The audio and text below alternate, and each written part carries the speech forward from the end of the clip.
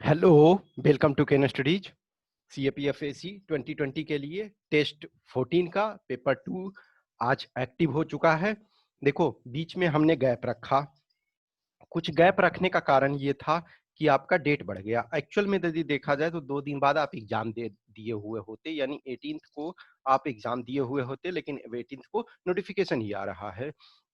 तो इस वजह से हमने गैप रखा। देखो, इनिशियली हमने जो है 19 टेस्ट का टारगेट रखा था कि 19 पेपर 1 और 19 पेपर 2 का होगा।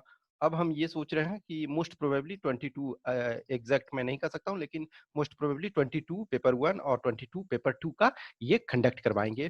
तो इसमें आपका जो टेस्ट 14 है, उसका पेपर 2 आपका अब एक्टिव हो चुका है। पेपर 1 पहले ही एक्टिव था, उसके बाद हमने बीच में स्टॉप कर दिया था। अब जो है आपका रेगुलर टेस्ट चलेगा।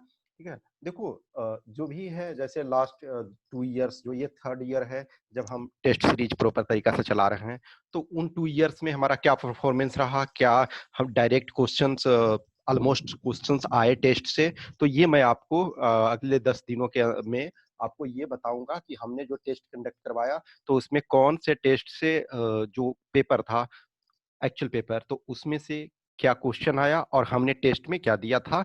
एग्जैक्ट मैं ये नहीं कह सकता हूं कि वर्बेटिम एज सच आ जाएगा, लेकिन सिमिलर रिलेटेड चीजें आपकी आएगी, एग्रीगेट यदि होलिस्टिक वे में करते हो तो अब ऑब्वियसली आप टेस्ट देते रहो। कुछ भी क्वेश्चन क्यूरी है तो आप हमें व्हाट्सएप नंबर पे संपर्क करते हो, इस पर टेलीग्राम नंबर पे संपर्क कर सकते हो या फिर कॉल कर सकते हो। और टेस्ट जिनको भी देना है वो केन स्टडीज पे जा करके टेस्ट दें और कंटिन्यू आप टेस्ट दें। अब 4 मंथ्स आपके पास बच रहा है। Okay, thank you.